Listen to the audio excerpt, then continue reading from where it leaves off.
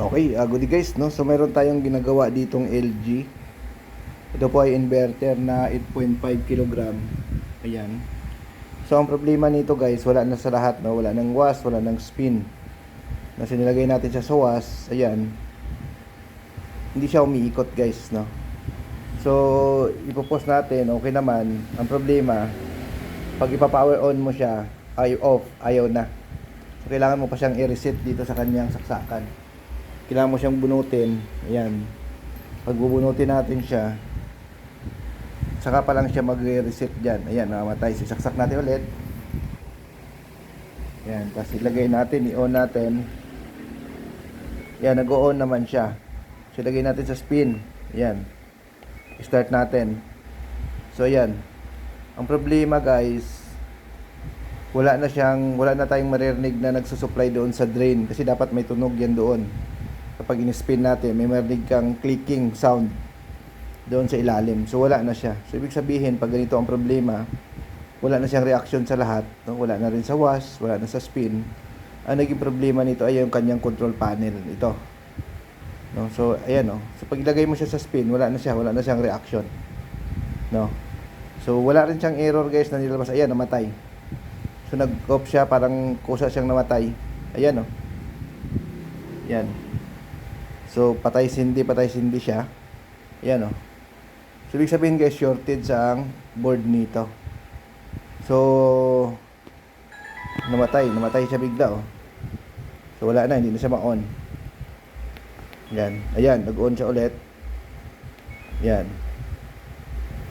So gumagana siya ulit. So kapag ganito guys ang problema, ayan, oh. Palitan niyo siya yung board. Ayan, namatay na naman, oh. So palitan niyo siya ng board guys pag ganito. So medyo mahal lang guys ang board nito. Ang isang set ng board nito ay nagkahalaga siya ng nasa 7 to 8,000 guys. Yung isang set nito. Isang set ng board, no.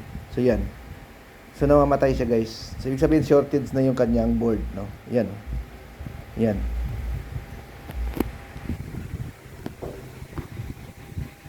So yan nga guys, oh. Nung binuksan natin to, yan, oh. Yung parts na to sunog na.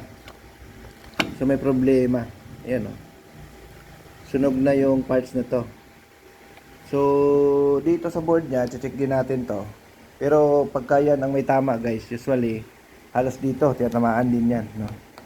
So kapag ganito na medyo malaki na magastos nyo, lalo na kung mga 5 years above na yung washing machine nyo, mas maigi pa bumili na lang kayo ng bago, no? Kasi nga ito guys, mahal din to.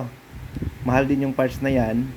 So kapag bumili kayo niyan, yung ibang parts diyan may tendency na hindi na rin magtagal, no? Kasi nga itong mga model na ito ay medyo matagal na. So medyo ano na to, medyo risky na pag gumastos ka pa ng malaki dito. Pag gumastos ka pa ng more than 5,000 dito, medyo ano na yan. Medyo risky na. So kailangan mo na siya magpalit ng washing kapag ganito, no?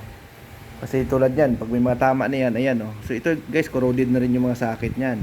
So kapag natanggal mo yung sakit niyan, ito, kahit palitan mo pa yan, yung mga sakit naman ang may problema dyan, no? Kasi nga yung mga sakit niyan ay corroded na yan. So unless kung magpalit ka rin ng harness, no? So pag matagal na talaga, more than 5 years na, mas maganda ng palit ka na lang ng unit, no? Pag ganito ang problema ng inyong washing machine. So yun, no? Share ko lang ito guys sa inyo. Okay, thank you.